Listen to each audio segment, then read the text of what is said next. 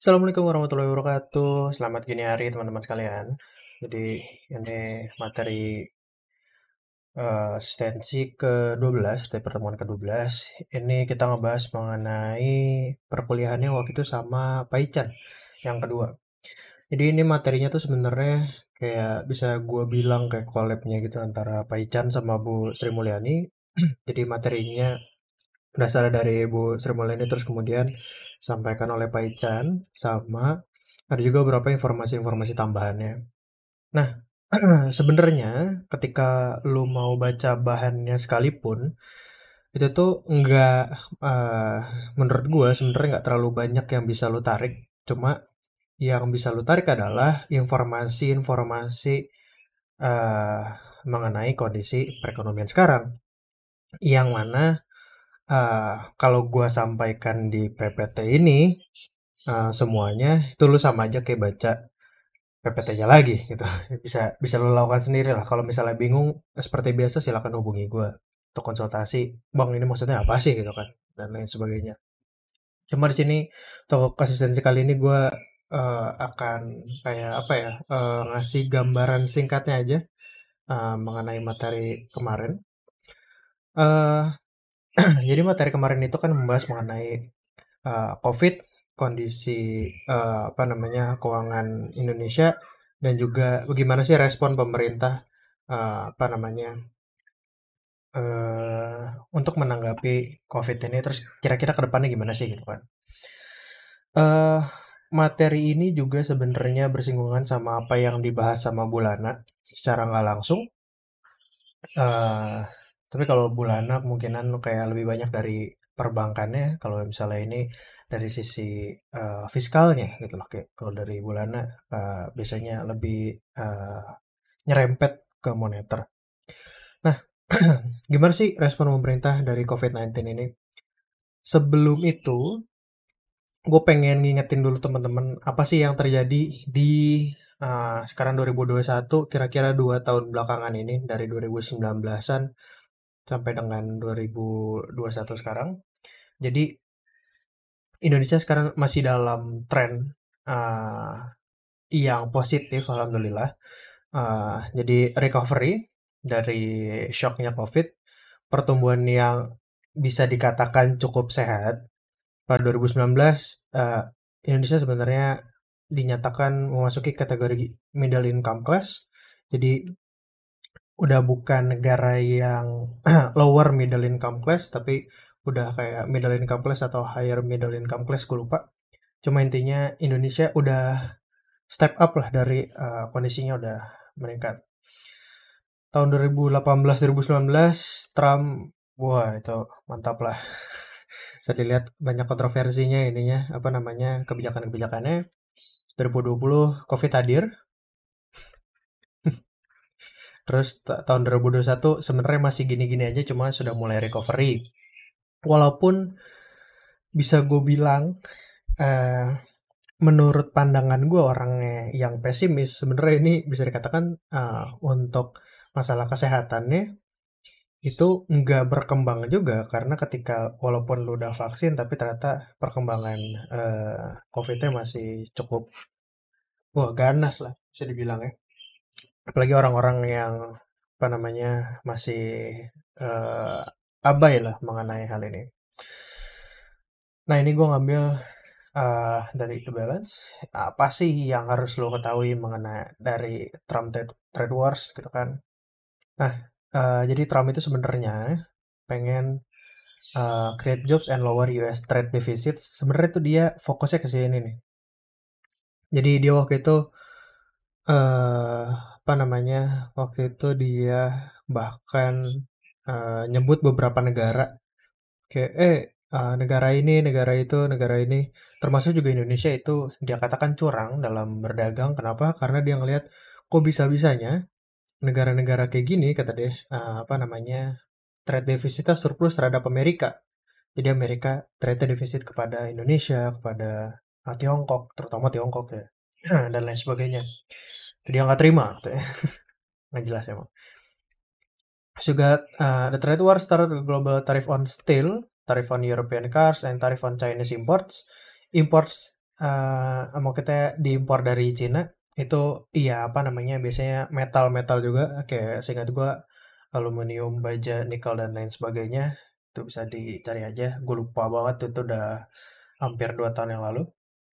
Terus tarif ini dilakukan oleh US menyebabkan stock market turun karena orang-orang sebenarnya ini nggak cuma ngerepotin dari sisi eh, orang apa ya pengusaha-pengusaha dari Cina yang ekspor ke Amerika, tapi juga ternyata ngerepotin pengusaha-pengusaha Amerika juga yang impor dari Cina karena ternyata seperti yang gue udah bahas di video sebelumnya bahwa barang dari China ini lebih murah daripada barang kalau misalnya beli di Amerika gitu, sekadar beda states. In retaliation, other countries form trade agreement while excluding the United States. Ini juga termasuk di Asia, seingat gue. Terus secara domestik, Trump's trade war cause job loss and prevent innovation. Ini cukup ramai juga nih dari kalangan yang apa namanya kontra terhadap Trump.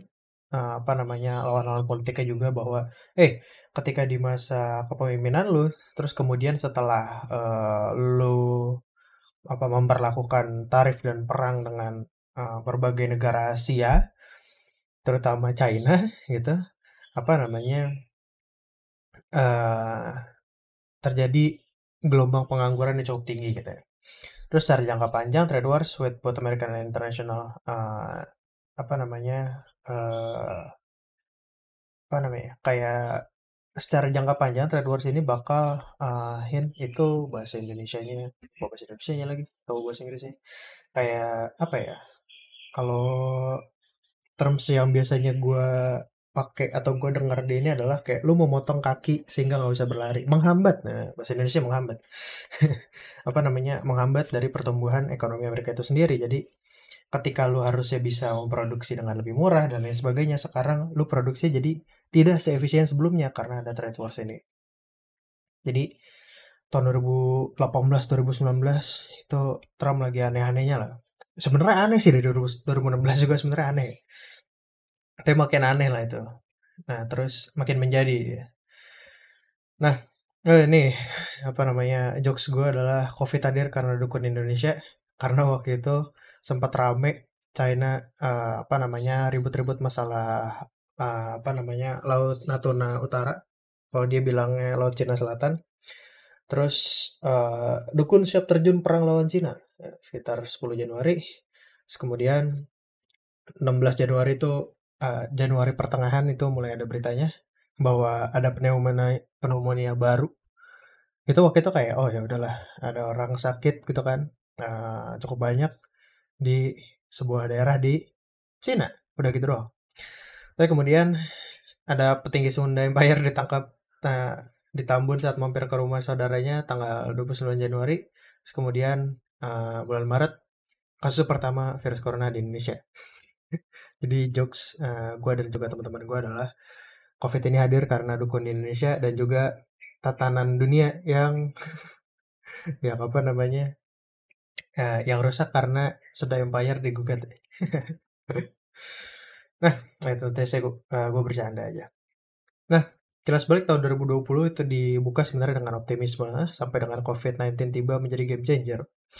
Jadi sebenarnya waktu 2019 akhir 2019 eh perang dagang itu sebenarnya udah mulai ada negosiasi untuk negosiasi untuk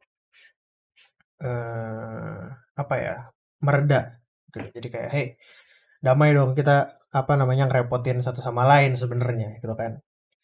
Terus direncanakan seingat gue pembicaraannya itu awal-awal 2020 ya sekitar Januari Februari atau sampai bulan Maret gue lupa. Jadi eh ekonom-ekonom dan juga analis itu pada apa ya eh punya apa ya kayak prediksi bahwa tahun 2020 itu perekonomian dunia akan naik kembali gitu. Jadi tumbuhnya akan lebih tinggi daripada tahun 2019 karena 2019 pertumbuhannya masih positif cuma di apa ya, dihambat oleh tadi ada perang dagang. Jadi World Economic Outlook jadi dilihat bahwa apa ya, diprediksikan bahwa dunia itu akan perekonomian tumbuh 3,3%. Nih 15 Januari, bener, pertengahan Januari itu udah mulai pembicaraan fase 1 US-China trade deal. Jadi mau damai apa gimana gitu kan. Terus 31 Januari itu Brexit masih juga nggak jelas. Itu cuma sudah ya dibicarakan lah progresnya. Brexit tuh aneh banget sampai sekarang. Terus kemudian 11 Maret pengumuman COVID-19 sebagai pandemi. Gitu. Jadi kalau misalnya teman-teman ingat itu mulai rame di Februari pertengahan ke akhir, terus kemudian Maret itu dinyatakan sebagai pandemi yang apa namanya skalanya global. Terus juga seingat gue masuk di Indonesia itu sekitar Maret kita mau UTS. Ya teman-teman udah kuliah kan? Ya akuntansi. Kalau lupa lo angkatan berapa. Nah, World Economic Outlook di April ini cuma selang 4 bulan deh. Turun 6,3%. Dari 3% jadi minus 3%. Bahkan tanggal 24 April harga minyak dunia negatif. Aneh nggak tuh harga barang negatif? Eh, gue juga sebenarnya kayak, gue waktu bacanya, waktu eh, lihat harga minyak dunia negatif, gue cuma, anjay, gitu doang. Cuma terus kemudian pas gue lihat lagi di materi ini, gue ingat lagi karena waktu itu nggak banyak gue baca-baca dan gue bahas juga. Baru gue cari-cari lagi. Katanya tuh karena eh, ketika lu merupakan produsen dengan skala besar seperti ini, baik itu lo biasanya yang gue tahu sejauh ini adalah kayak minyak dan juga barang elektronik, untuk menghentikan produksi lo itu tuh lebih merugikan. Nah, jadi bagi lo untuk apa namanya menghentikan produksi itu biayanya kayak kayak apa namanya ya nggak cuma cost yang dikeluarkan ya kayak apa opportunity cost dan lain sebagainya itu tuh gede banget sehingga apa namanya tidak memungkinkan untuk menurunkan produksi sampai dengan batas tertentu. Jadi katakanlah, oh iya maksimal kita nurunin 50%. Nah, kalau lebih rendah dari itu, lu akan sangat merugi. Gue nggak tahu kerugiannya dalam bentuk apa. Nah, karena mereka nggak bisa stop ini, dan juga ketika permintaannya itu rendah, pas COVID ini permintaan energi sangat rendah. Kalau misalnya teman-teman ingat waktu awal-awal COVID itu banyak yang bandingin foto mengenai apa namanya ini ya, polusi. Polusi berkurang terutama di China, di mana China waktu itu sempat banyak isu mengenai lingkungan karena kabut asap dan lain sebagainya. Nah, sekarang bukan sekarang, waktu itu tiba-tiba jadi cerah, bisa kelihatan langit dan lain sebagainya. Lebih sehat karena nggak ada asap. Artinya pabrik-pabrik ini tidak bekerja tidak menggunakan sumber daya energi, termasuk salah satunya minyak. Jadi orang nggak banyak yang beli minyak, gitu kan?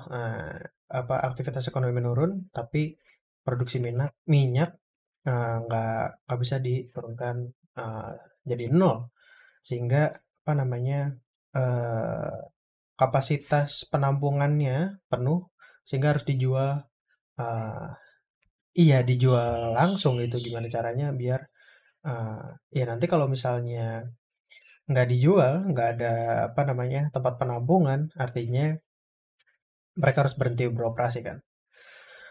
Kemudian ya di April juga pengetatan restriksi di berbagai negara. Terus apa namanya di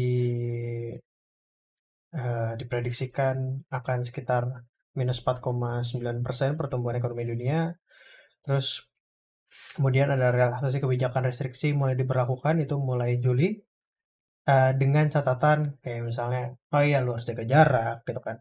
Lu harus ketika lu berpergian lu harus tes dulu, ada surat keterangan dan lain sebagainya. Lu harus ketika lu nyampe ke tempatnya lu harus ada karantina mandiri dan lain sebagainya, gitu kan. Terus kemudian vaksin mulai digunakan secara terbatas di Rusia dan Tiongkok itu Oktober. Sampai sekarang nggak kelar-kelar udah setengah tahunan. Nah, terus kemudian November itu pemilu, terus apa namanya ribut tuh di Amerika kan, apa namanya masalah Trump sama Biden siapa yang menang, Trumpnya nggak apa namanya nggak terima, terus ribut, bentrok di Capitol apa, nggak tahu gue sebutannya. Terus pengumuman dikasih vaksin pertama oleh bacanya gimana? Pfizer, Pfizer, bodo amat. Dan Moderna 17 November, Inggris negara pertama vaksin, susul 30 negara lainnya. Terus kemudian tahun 2021 GDP Asia Timur dan Pasifik diproyeksikan, ingat masih proyeksi, itu tumbuh 7,4%, konsumsi tumbuh 9,5% sebagai kontributor utama. Kok awalnya katakanlah di Indonesia atau di apa namanya Asia itu pertumbuhan biasanya katakanlah rendah di 5%-an gitu kan. Kok tiba-tiba jadi segini? Ingat kita bandinginnya sama tahun lalu sama 2020. Di mana 2020 perekonomian itu lagi turun ya kan. Jadi ketika lu apa namanya bounce back aja itu kan sebenarnya sudah bisa dikatakan pertumbuhan dari periode sebelumnya gitu kan. Padahal kalau misalnya kita bandingin sama 2019, mungkin pertumbuhannya nggak terlalu tinggi. Tapi kalau terhadap 2020 memang pertumbuhannya tinggi. Jadi diproyeksikan tahun 2021 ini dibandingkan dengan 2020 akan apa namanya, perekonomian Asia, ya dunia juga pada umumnya itu akan prospek lagi. Jadi ketika lu tahu apa namanya timeline ini akan menjadi cukup membantu logika lo ketika kenapa sih pemerintah melakukan ini kemarin, kenapa pemerintah melakukan ini sekarang, kenapa pemerintah merencanakan ini untuk masa yang akan datang, gitu. Nah, COVID-19 itu shock yang sangat besar mengguncang perekonomian Indonesia, membutuhkan biaya besar untuk menanganinya. Ini gue kayaknya pernah nyebut juga di gue lupa di kapan. Cuma gue bilang bahwa, hey, untuk memberikan stimulus ini ah, nggak cuma pemerintah ngeluarin duit, tapi juga menurunkan pendapatan. Artinya, ngerogoh koceknya tuh dalam banget. Gitu. Jadi, lu nggak cuma belanja, tapi lu ngutang. Jadi, negatif banget kan dompet lu kan. Itulah. Nah, mana nih? Biaya penanganan pandemi terlihat dari penurunan PDB dan tekanan terhadap APBN baik dari sisi pendapatan dan belanja dan pembiayaan. Jadi kalau misalnya kita mau bilang, hey, rata cost of pandemic itu segini loh. Ini bisa dilakukan pendekatan seperti, oh berapa sih PDB? Nah, kita ngomongin Indonesia dulu ya. Indonesia yang turun, belanja negara berapa yang naik, terus pendapatan negara berapa yang turun gitu kan. Utangnya berapa dan lain sebagainya. Itu bisa kita bilang bahwa, hey, pandemi itu menyebabkan kerugian negara sekian, gitu. Atau kerugian terhadap perekonomian sekian. Nilai ekonomi nasional yang hilang akibat pandemi itu sekitar hampir 9% dari GDP 2020, 1.300 triliun. Gue lihat duit 1 miliar aja nggak pernah, gimana 1.300 triliun ya. Satu, berapa tuh? Juta kalinya, berapa lah. APBN 2020 revisi per ada ini ya bulan yang gue lupa Mei Juni atau yang April, belanja negara dinaikin 284 triliun, pendapatan turun 300 triliun,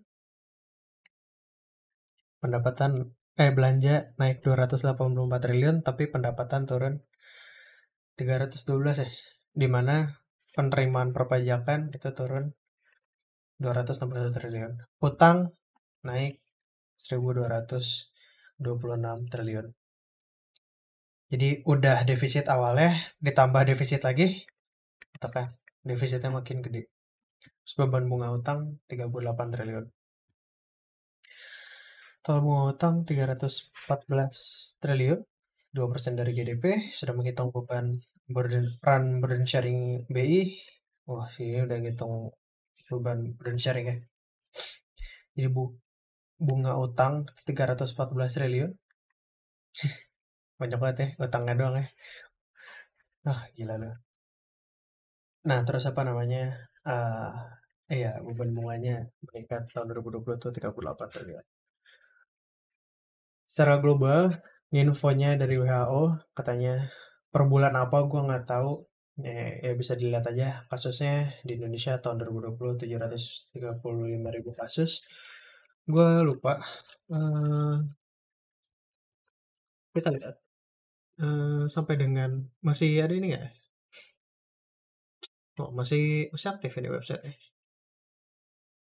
Nah, banyak orang yang nggak percaya ini, tapi gue termasuk orang yang cukup percaya sama ini sih.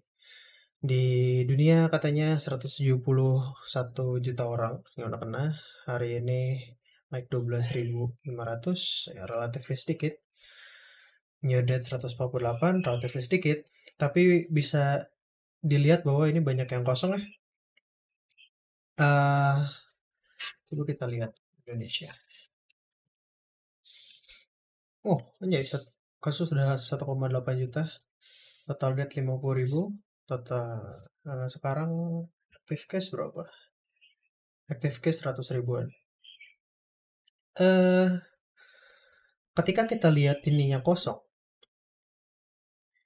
eh dan makin banyak yang kosong ya. Dulu dulu tuh ini ramai banget ini. Eh, Kita bisa menyimpulkan dua hal. Pertama, mungkin memang positifnya itu sudah berkurang, tidak signifikan sampai dengan tidak dilaporkan, atau negara-negara sekarang udah bodo amat sehingga tidak melaporkan. Menurut gue yang apa namanya, yang bahaya ini adalah yang kedua. Eh Sama seperti waktu awal-awal pandemi, orang-orang pada panik gitu kan. Wah, ntar gue mati, bla bla bla. Terus pada belanja, panik buying, dan lain sebagainya. Nggak keluar-keluar rumah. Terus kemudian setelah setahun berlalu dari pandemi, orang udah kayak, oh ya udahlah pandemi, gue selama setahun ini nggak kenapa-kenapa. Gue jalan-jalan juga nggak kenapa-kenapa. Akhirnya mereka makin lama makin bodo amat. Dan menjadikan kayak, oh ini adalah hal yang biasa. Itu yang sebenarnya menurut gue jadi relatif lebih bahaya gitu. Nah, ini kita nggak tahu ya datanya ya. Bahkan sampai sekarang pun bisa dikatakan datanya ini kan eh, bisa jadi sebenarnya perkiraan ya. Bisa jadi underreported atau overreported gitu. Oh, Indonesia bener nggak sih 1,8 juta? Tapi dibandingin negara-negara lain, Indonesia tingkat tesnya itu relatif rendah, ya kan? Nah, tapi bisa juga hal itu di counter sama, oh, hey, walaupun Indonesia angkanya relatif rendah, gitu kan? Jadi mungkin ada yang banyak, tapi ada juga yang orang yang udah dites positif, habis itu nggak ngaku, gitu kan? Atau misalnya hasil tesnya salah. Jadi ya ini cuma perkiraan aja. Cuma seperti itulah. Ah, ya itu kondisinya. Jadi sebenarnya masih masih bisa dikatakan belum aman, tapi orang-orang pemikirannya sudah semakin apa ya bisa dikatakan eh tingkat kepercayaan konsumennya sudah, oh, bukan tingkat kepercayaan ya, ya something like that lah. Ekspektasi konsumennya sudah membaik sehingga mereka mau untuk konsumsi lagi gitu. PBN adalah telah bekerja keras ya, itu kan semangat PBN karena kita butuh Anda untuk menahan pandemi agar dampaknya tidak terlalu dalam. Artinya apa? Artinya kalau misalnya tidak diberlakukan kebijakan apa ya, stimulus ini, pemotongan pajak, pemberian bantuan dan lain sebagainya, itu eh, dampak yang kita rasakan itu bisa lebih gede lagi daripada ini. Kita melihat bahwa kasihannya banyak usaha-usaha yang tutup, banyak orang-orang yang kena PHK, nggak ada pekerjaan, pendapatannya turun dan lain sebagainya. Nah, bukan artinya mereka merugi lebih banyak, tapi lebih banyak orang yang mengalami hal tersebut juga, gitu. Bisa dikatakan seperti itu. Nah, jadi ini kayak bumpernya gitu biar eh, ya memang kerugian yang dialami seseorang itu nggak bisa secara penuh kita cegah atau kita kurangi. Ada tetap beberapa orang yang tidak beruntung untuk mengalami ya kerugian karena hal ini, tapi kita mencegah tambahan dari orang-orang yang tidak beruntung tersebut, gitu. APBN di masa kini, dalam tanda kutip, sekarang stimulus penanganan COVID dan program pemulihan ekonomi nasional masih melebarkan defisit APBN dari yang seharusnya, kemudian reopening. Sebenarnya rada aneh sih menurut gua reopening ya, tapi ya oke lah, mau kembali ke kondisi semula secara perlahan-lahan, di mana apa namanya, bisa gue bilang sebenarnya si reopening ini nggak cuma masalah di apa namanya, eh, secara domestik masyarakatnya udah mulai konsumsi lagi dan lain sebagainya, tapi kita mulai berinteraksi lagi dengan dunia luar. Walaupun memang dengan eh, apa ya, menurut gua setidaknya harusnya dengan pembatasan. Kayak lu harusnya membatasi diri dengan kontak terhadap negara-negara tertentu. Ya kan kita lihat ada beberapa negara yang karena satu dan lain hal apa namanya bermasalah kembali. Recovery dan reform. Jadi selain recovery, tujuan utamanya kan kita sebenarnya mau perekonomian at least kembali dulu seperti yang kemarin. Kalau bisa ya bertumbuh dibandingkan yang sebelumnya juga. Nah, ada juga eh, upaya untuk melakukan reformasi. Contohnya apa? Contohnya apa? Oh, kemarin tuh ada yang bilang apa sebutannya? Menurut gua ada blessing in this guys. Emang itu ya sebutannya. Ya itulah. Ada apa ya, sisi positifnya dari pandemi ini. Di mana negara-negara yang berkembang, termasuk diantaranya Indonesia, secara nggak langsung terpaksa untuk eh, yang awalnya kayak ntar aja lah itu masa depan bla bla bla, akhirnya terpaksa untuk digitalisasi. Sekarang banyak sekali kita menyadari bahwa hey ternyata banyak loh apa namanya eh, pekerjaan-pekerjaan yang bisa dilakukan dari rumah, ya kan? Banyak loh aktivitas-aktivitas yang bisa dilakukan dengan lebih efisien tanpa harus menanggung biaya yang besar untuk lo datang ke tempat A, ya kan? Dengan apa namanya proses yang merepotkan, ya nggak? Jadi lu bisa apa ya menjadi lebih efisien gitu, apa namanya dengan digitalisasi ini, something like that. Realokasi anggaran dari pengeluaran yang tidak penting kepada pengeluaran yang lebih penting. Selain itu juga digunakan untuk penyediaan aktivitas penanggulangan persebaran COVID-19. Waktu tahun 2020 sebenarnya paling kelihatan adalah eh, adanya pembatalan atau penundaan dari aktivitas-aktivitas pembangunan infrastruktur untuk kemudian anggaran ini dialokasikan untuk apa namanya bantuan katanya. Terus selain itu ada selain bantuan itu mau di apa namanya pembiayaan penanggulangan COVID kayak oh lo hand sanitizer di kantor-kantor terus apa namanya eh, yang semprotan itu kalau masuk kan hand sanitizer yang tipe yang badan nih, nah terus cek termometer dan lain sebagainya. Eh, itu merupakan hal yang bagus di mana artinya pemerintah bisa eh, iya secara sadar bahwa hey ternyata banyak juga berapa proyek-proyek ini yang bisa ditunda atau bahkan sebenarnya dibatalkan. Contohnya adalah eh, apa namanya ibu kota baru itu gue sampai sekarang masih kurang setuju itu gue pribadi. Nah eh, kemudian iya belanja-belanja lainnya yang nggak penting seperti gue berkali-kali bilang bahwa banyak sekali kegiatan-kegiatan dari apa ya orang-orang di pemerintahan yang sebenarnya dampaknya ini nggak begitu terasa. Contohnya adalah studi banding.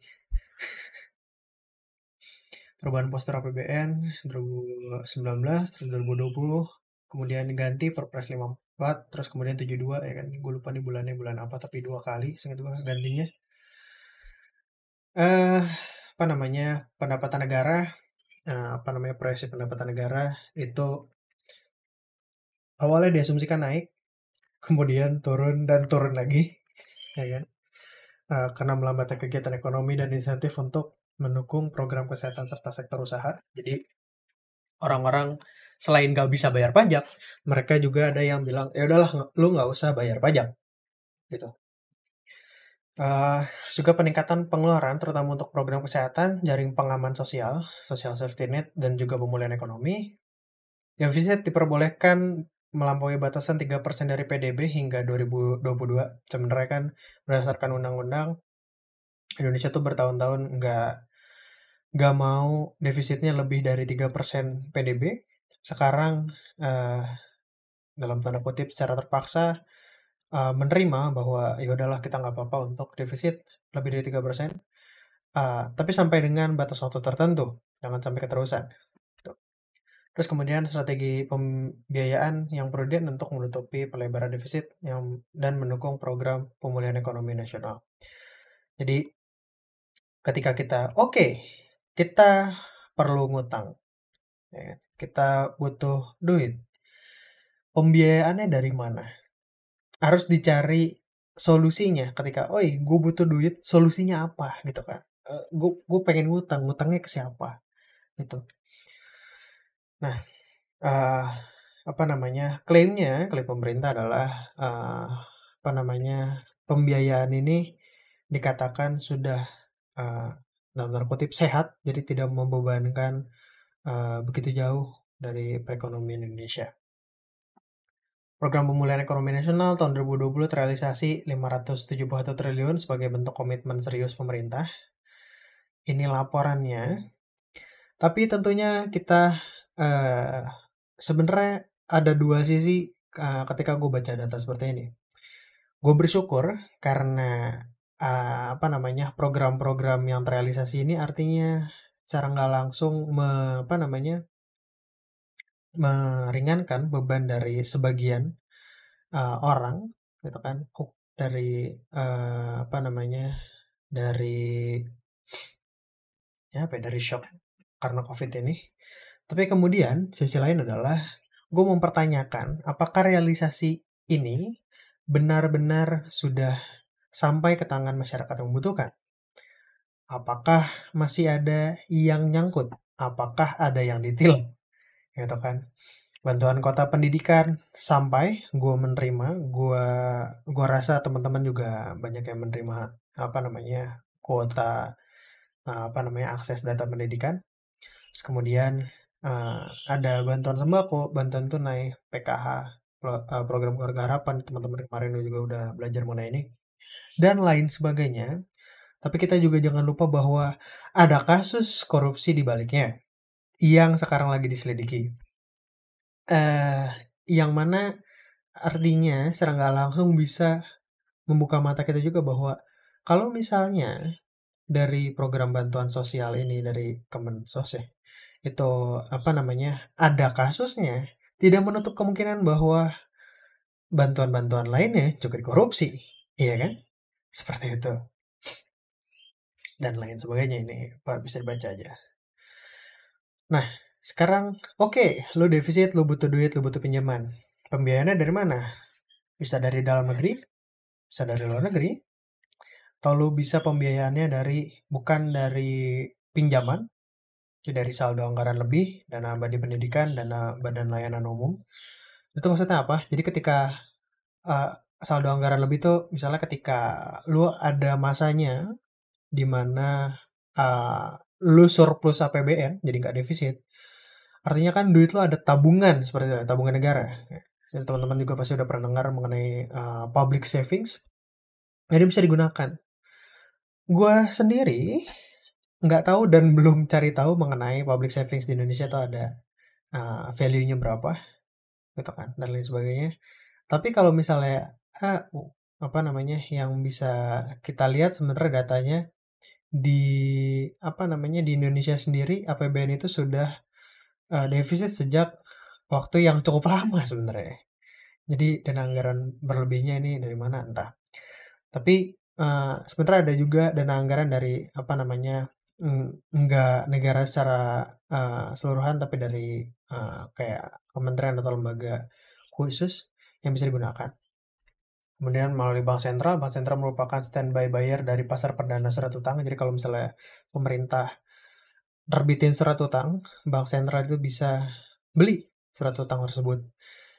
Yang mana sebenarnya secara nggak langsung, dalam tanda kutip itu seperti nyetak duit sebenarnya ya, tapi ada ininya, apa namanya, ada, surat utang ya, gitu. Pinjaman dalam negeri biasanya dalam bentuk misalnya surat utang, pinjaman luar negeri bisa jadi dalam bentuk kayak bantuan, atau ya kayak pinjaman biasa, atau ya surat utangnya dibeli oleh orang asing.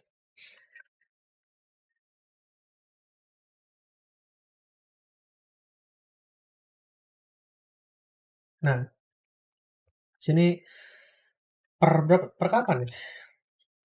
Vaksinasi global total, per 27 April 2021, vaksinasi COVID-19 di berbagai negara itu sudah sampai 1,4 miliar dosis.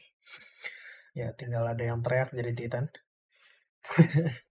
Di Indonesia, wah mantap nih, Indonesia peringkat 9. Nah, mantap kan? Sebanyak 7,1 juta orang sudah menerima 2 dosis, banyak 11,9 juta menerima vaksin dosis pertama.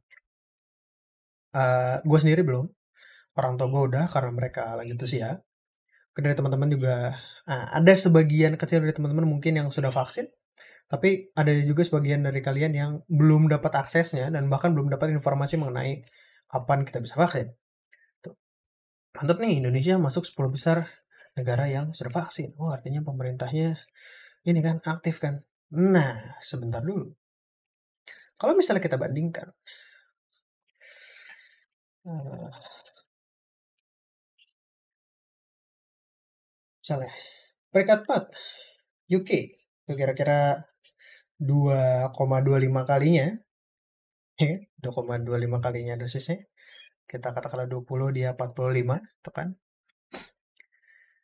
Populasinya di UK ya itu cuma sekitar 50 sampai dengan 60 juta orang. Di Indonesia, per data BPS kemarin, sensus Indonesia itu ada 290 juta orang. Penduduknya itu kira-kira hampir 5 kali lebih banyak, tapi dosisnya nggak nyampe setengahnya. Oke, tekan UK bang, negara kecil. Oke, Brazil yang cukup padat. Brazil punya 211 juta penduduk, dosisnya 2 kali lipat dari Indonesia. Ya kan? Jerman, Turki, Prancis juga merupakan negara-negara kecil. Jadi memang dosis secara nominal itu Indonesia lebih besar daripada negara-negara lain. Singapura, Kamboja, Australia. Singapura negara kaya cuma peringkat 37. Tapi jangan lupakan bahwa secara persentase, mungkin data ini harus eh ini lagi ya, apa namanya, eh diolah kembali. Kalau gue punya data, apa namanya, data kasarannya sih gue pengen ya, apa namanya, bisa sih sebenarnya kita lihat aja ini 231 per berapa gitu kan. Eh, Sampai dengan semua negara yang tercatat, kita ranking berdasarkan rasio penduduk yang telah menerima vaksinasi. Gue yakin Indonesia termasuk yang cukup rendah. Gitu. Jadi ada negatifnya sebenarnya.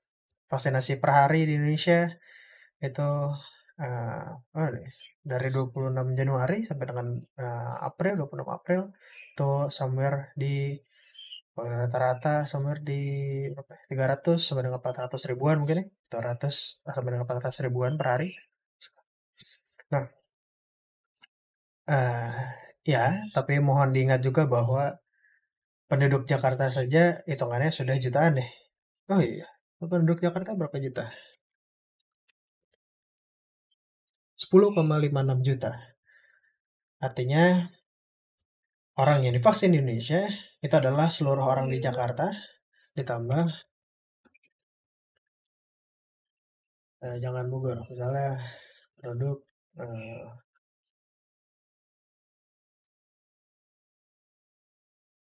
ditambah dengan Surabaya, itu kira-kira sudah 13 juta. Misalnya mana lagi yang gede? Medan 3 juta, T-nya sekitar sudah 17 juta, plus katakan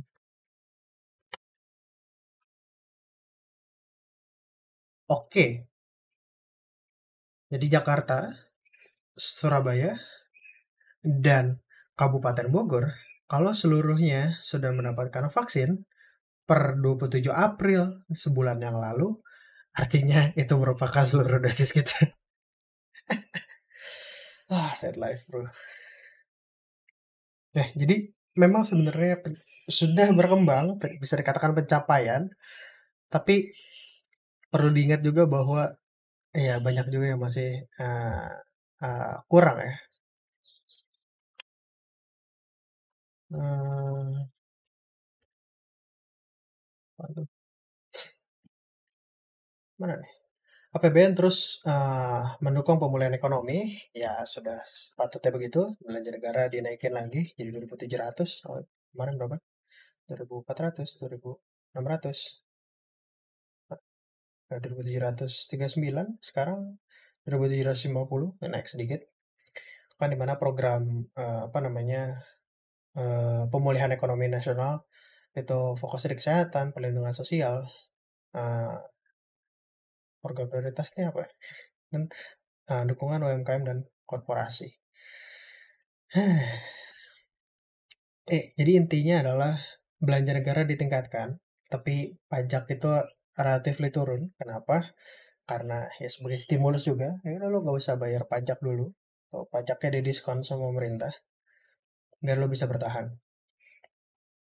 Gimana? Bagus? Ya, kind of. Tapi perlu juga dilihat dari sisi lainnya. Yang belakangan ini banyak dibahas, tapi kita bahas ya niatnya aja. Bahwa oke, pemerintah niatnya baik, tapi iya apa namanya? Sekarang apa namanya? eh oh, apa namanya?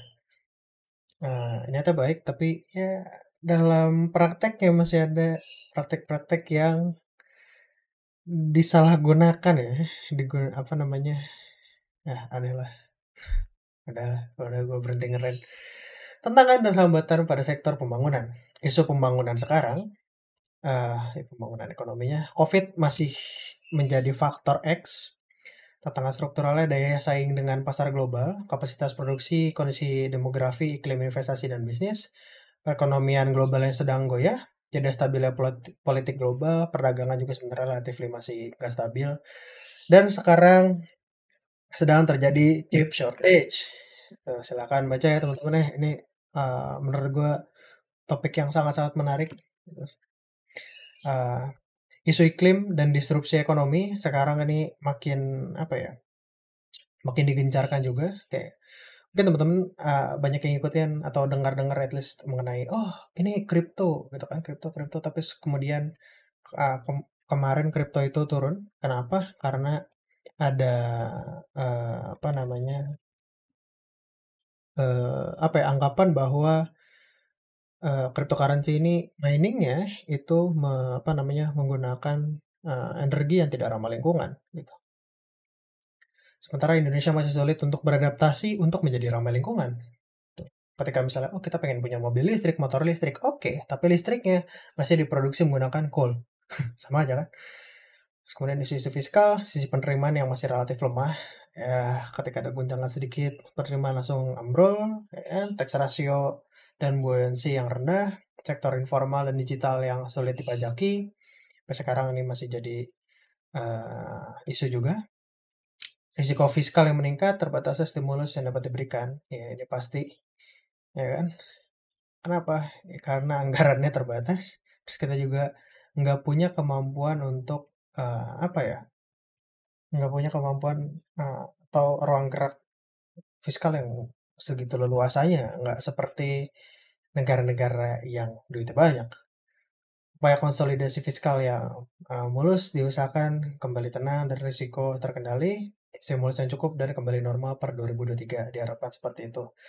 Jadi bagi teman-teman, gue juga termasuk, 2 tahun ke depan kita akan masih menghadapi hal-hal yang cukup aneh. Era kebijakan belanjanya itu belanja pokoknya belanja barang, belanja modal, belanja bantuan sosial, mendukung akselerasi pemulihan ekonomi dan reformasi struktural melalui spending better. Ini yang kemarin gue juga sempat bilang bahwa, memang kita butuh belanja lebih banyak untuk apa namanya, meningkatkan apa ya, atau memperbaiki kondisi, tapi jangan lupa untuk belanja dengan uh, bijak. Jangan cuma sekadar belanja aja, jangan lupa belanjanya bijak. Tuh. Pandangan belanja dengan tetap mempertahankan daya beli dan konsumsi, mendukung reformasi birokrasi dan penyesuaian dengan cara kerja baru, efisiensi belanja barang operasional dan belanja non-prioritas, penyediaan belanja pemeliharaan, efisiensi belanja barang yang diserahkan kepada Pemda atau masyarakat, mendukung pendanaan program prioritas dan strategis, mendukung agenda digitalisasi dan sektor strategis, percepat pemulihan ekonomi, pengembangan infrastruktur dasar. Nah, ini juga sangat penting nih. Tuh kan, lu pengen digitalisasi tapi banyak orang yang nggak punya akses ke ya apa namanya eh, platform digital. Melanjutkan penyaluran bansos, ya penting juga ya. Tolong ditingkatkan beasiswa-beasiswa dan kesempatan beasiswa kita sebagai mahasiswa gitu kan. Mendorong pelaksanaan integrasi program perlindungan sosial secara bertahap dan transformasi subsidi energi ke bansos. Dimana kemarin juga udah gue bilang bahwa, hey, sebenarnya sampai dengan saat ini subsidi energi itu masih banyak yang dinikmati oleh apa namanya pihak-pihak yang sebenarnya nggak perlu disubsidi, gitu. Nah, jadi ini kayak gambaran mengenai apa sih yang sekarang lagi dilakukan oleh pemerintah, bukan arahan kebijakannya seperti apa. Terus gue harap apa namanya teman-teman bisa apa namanya eh, setidaknya dapat gambaran apa sih yang terjadi kemarin yang menyebabkan sekarang terjadi, apa yang dilakukan oleh pemerintah sekarang, rencananya ke depan gimana. Terus apa namanya, mungkin ini bisa jadi inspirasi teman-teman untuk penulisan. Kalau misalnya nanti kita UAS jadi dalam bentuk apa paper gitu. Mungkin segitu aja untuk video kali ini. Seperti biasa kalau misalnya ada yang mau didiskusikan atau kita atau dikonsultasikan, bisa chat aja. Kemarin ada yang chat, cuma ya memang gue belum bisa pastikan bahwa UAS itu dalam bentuk paper atau dalam bentuk tertulis karena masih simpang siur juga. Apa namanya, kalau misalnya ada yang nonton sampai dengan akhir, terima kasih. Seperti biasa, wassalamualaikum warahmatullahi wabarakatuh. Sampai jumpa di video selanjutnya.